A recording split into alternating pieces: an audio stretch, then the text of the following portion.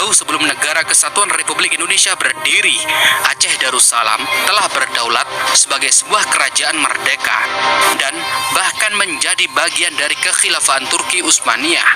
Pada saat Indonesia mengalami agresi militer Belanda, Indonesia kewalahan, sehingga Presiden Soekarno melirik Aceh agar ikut menghadapi agresi militer Belanda. Akhirnya, pada bulan Juni 1948, Presiden Soekarno melakukan muhibbah mendatangi Aceh Darussalam. Presiden Soekarno dengan sengaja menemui Daud Bereh. Soekarno selaku Presiden Indonesia memanggil Daud Bereh dengan sebutan kakak atau kakanda. Dalam sebuah pertemuan dengan Tengku Daud Bereh, Soekarno berharap agar tokoh terkemuka Aceh itu mengajak rakyatnya dalam perjuangan melawan Belanda. Terjadilah dialog yang sampai saat ini tersimpan dengan baik dalam catatan sejarah Aceh. Soekarno-Hatta ke Aceh datang, mohon bantuan untuk bangun negara. Presiden Soekarno kepada Daud Bereh, "Kakak, saya minta bantuan kakak agar rakyat Aceh turut mengambil bagian dalam perjuangan bersenjata yang sekarang sedang berkobar antara Indonesia dan Belanda untuk mempertahankan kemerdekaan yang telah kita proklamirkan pada 17 Agustus 1945 kemarin." Kemudian Daud Bereh menjawab, "Saudara Presiden, saya menyatakan sanggup memenuhi permintaan tersebut asalkan perang yang dikobarkan adalah perang sabilillah, perang untuk menegakkan agama Allah. Sehingga kalau ada di antara kami yang terbunuh dalam perang itu, maka kami berarti mati syahid." Dan Soekarno mengiyakan permintaan Daud Bereh. Soekarno menegaskan, "Kakak, memang yang saya maksudkan adalah perang seperti itu, perang yang telah dikobarkan oleh pahlawan-pahlawan Aceh yang terkenal seperti Tengku Cik Ditiro, Cut Nyadin, dan Tengku Umar, yaitu perang yang tidak kenal mundur dan perang yang bersemboyan merdeka atau mati." Menjawab, "Kalau begitu, kedua pendapat kita telah bertemu, Saudara Presiden. Dengan demikian, bolehlah saya mohon kepada Saudara Presiden bahwa apabila perang telah selesai, rakyat Aceh diberikan kebebasan menjalankan syariat Islam." Akhirnya permintaan ini juga dikabulkan oleh Soekarno. Soekarno menegaskan, "Kakak, hal itu kakak tidak usah khawatir sebab 90% rakyat Indonesia beragama Islam." Menegaskan kembali, "Tapi maafkan saya Saudara Presiden kalau saya terpaksa mengatakan bahwa hal itu tidak menjadi jaminan bagi kami. Kami menginginkan suatu kata ketentuan dari Saudara Presiden." Dan Soekarno menjawab, "Kalau demikian saya setujui permintaan kakak." Menyatakan, "Alhamdulillah atas nama rakyat Aceh, rakyat Aceh yang akan kami ajak berperang." Air matanya Soekarno berkata, "Wallahi billahi, kepada rakyat Aceh nanti akan saya berikan hak untuk menyusun rumah tangganya sendiri sesuai dengan syariat Islam. Dan wallahi, saya akan mempergunakan pengaruh saya agar rakyat Aceh benar-benar nanti dapat melaksanakan syariat Islam di daerahnya. Nah, apakah kakak masih ragu-ragu juga?" Akhirnya, perjanjian yang termaktub dalam kertas itu disepakati bersama oleh Presiden Soekarno yang mewakili Indonesia dan Tengku Daud Bereh yang mewakili rakyat Aceh. Mendengar itu, rakyat Aceh merogoh saku dan mencopot perhiasan yang ada di tubuh mereka. Begitu tingginya semangat untuk berkorban. Bahkan antrian para donatur, baik orang kaya maupun rakyat biasa di beberapa masjid dan pusat pemerintahan kota raja yang sekarang menjadi Banda Aceh panjangnya sampai ratusan meter. Lah dana $120.000 ditambah 20 kg emas. Dengan modal tersebut, Indonesia berhasil membeli pesawat kepresidenan pertama dalam sejarah Indonesia, yaitu F-001 Seulawah atau Gunung Emas. Daud Bereh memohon kepada Presiden Soekarno agar diizinkan diberlakukannya syariat Islam di Aceh. Bung Karno setuju. Sayangnya Soekarno kemudian tidak menepati janjinya. 1 tahun kemudian, pada tahun 1949, Aceh Darussalam bersedia dijadikan satu provinsi sebagai bagian dari Negara Kesatuan Republik Indonesia.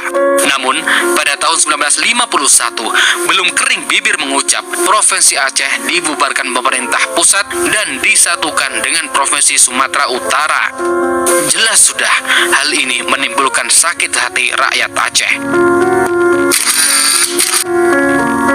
yang porak-poranda setelah berperang cukup lama melawan Belanda, lalu menguras dan menghibahkan seluruh kekayaannya demi mempertahankan kemerdekaan Indonesia tanpa pamrih, oleh pemerintahan pusat bukannya dibangun dan ditata kembali, malahan Aceh dibiarkan terbengkalai.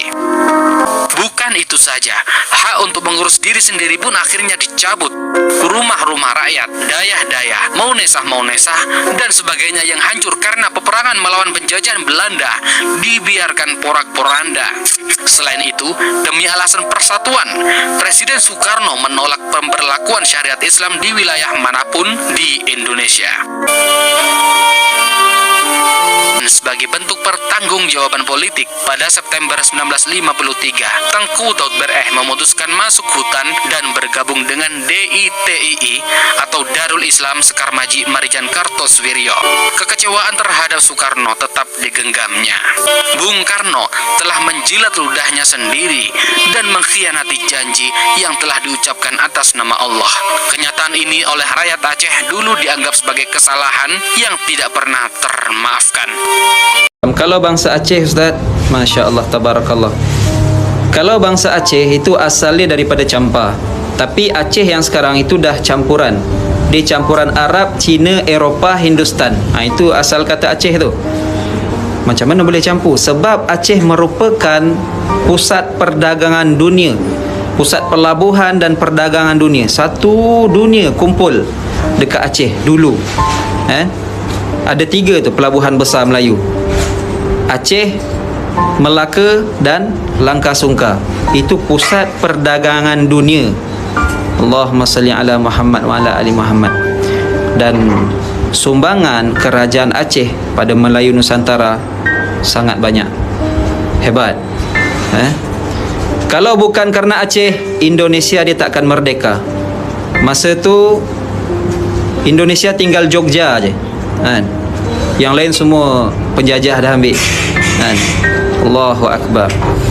Jadi Soekarno dia pergi berjumpa dengan Tengku Dibireh, nama dia, minta bantuan untuk melawan penjajah supaya merdeka. Jadi apa kata Tengku Dibireh? Untuk apa merdeka? Apa guna merdeka? Kalau syariat tak dijalankan. Lepas tu Soekarno pun janji, seandainya merdeka, dia akan ikut syariat. Bendera pun dulu la ilaha illallah Muhammadur Rasulullah, bukan merah putih. Allahu Akbar, bendera awal. Lepas tu ada nama dia Pancasila. Kalau kat Malaysia rukun negara lah. Pancasila yang pertama tu, asyhadu alla ilaha illallah wa asyhadu anna Muhammadar Rasulullah. Ada yang tak terima. Yang Sulawesi dia tak terima sebab ramai Kristian kat situ. So ditukar dengan ketuhanan yang Maha Esa. Allahu Akbar. Jadi panjang cerita dia. Dia minta bantuan sebab masa tu Aceh kuat, dia ada jet tempur sendiri. Zaman penjajah Belanda datang tu, Allahumma salli ala Muhammad wa ala ali Muhammad, Aceh tak kena jajah. Di antara negara-negara ataupun negeri yang tak dijajah, Aceh termasuk negeri yang tak pernah dijajah.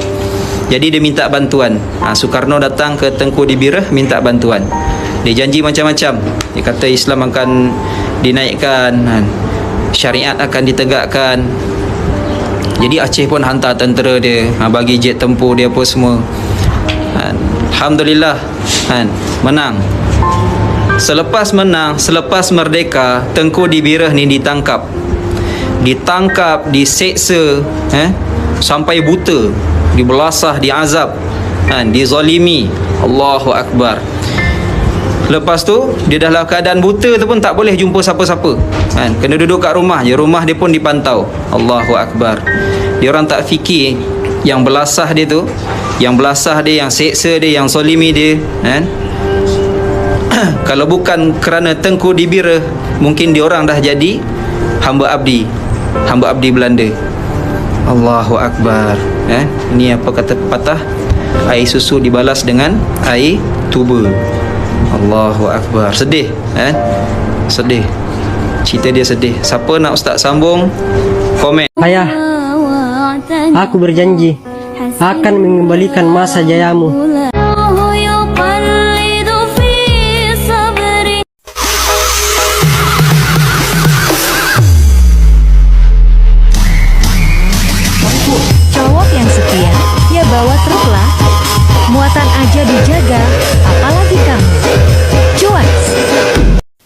ketika Indonesia gagal menjadi tuan rumah, banyak yang bersedih, bahkan menangis. Tapi ketika saudaranya dibantai di Palestina, dia tidak bersedih, dia tidak menangis. Di mana hati kecilmu? Di mana hati kecilmu? Bukankah dalam Islam bahkan kita diajarkan tidak sempurna keimanan salah seorang dari kalian jika tidak mencintai saudaranya sebagaimana ia mencintai dirinya sendiri. Tanda cinta kita kepada Palestina salah satunya dengan menolak Israel datang ke Indonesia. Apapun pekerjaanmu, jangan pernah malu. Ingat, sukses tidak harus berdasi. Yang penting bekerja keras dan tidak mengenal gengsi. Catat.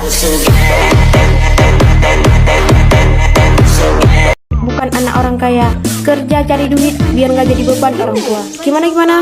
Malu, Besti?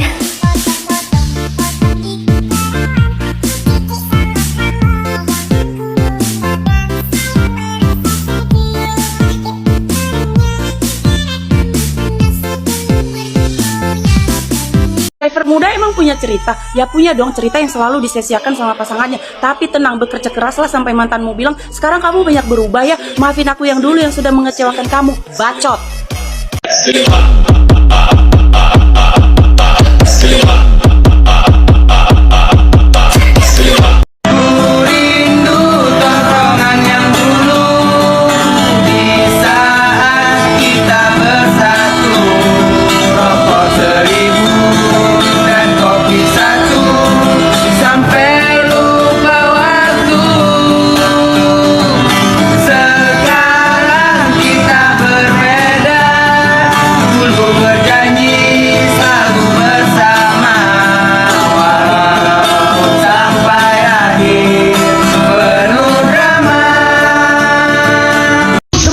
Wilayah Indonesia sudah dijajah, saudara, hampir 300 tahun, tapi ada Aceh yang maju ke depan.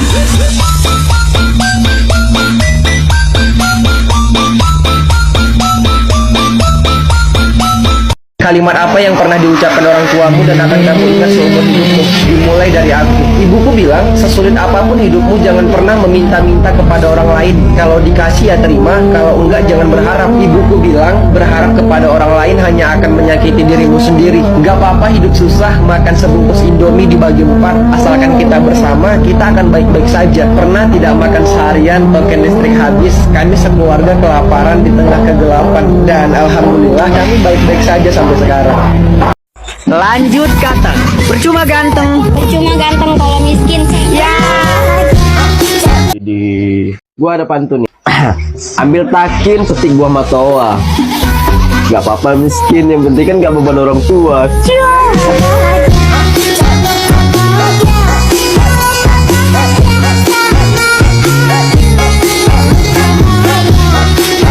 Pasku emang bolong-bolong, tapi puasaku nggak ada yang bolong. kerja bagus.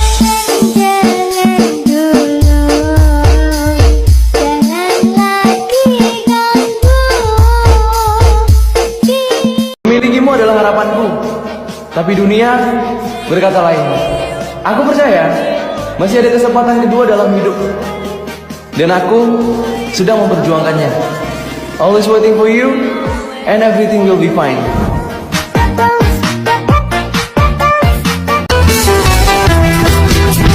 Bos, kapan bos THR turun?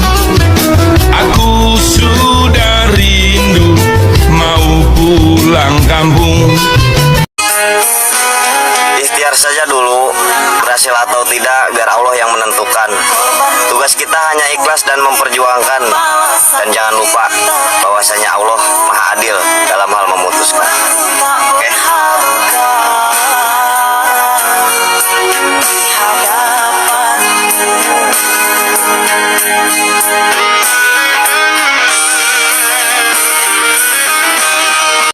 Kata gawe sopir.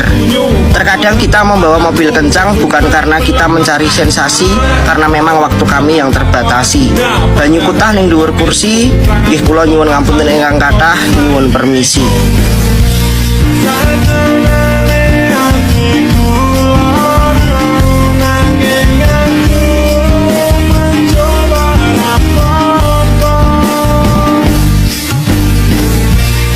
Ayah, Aku berjanji akan mengembalikan masa jayamu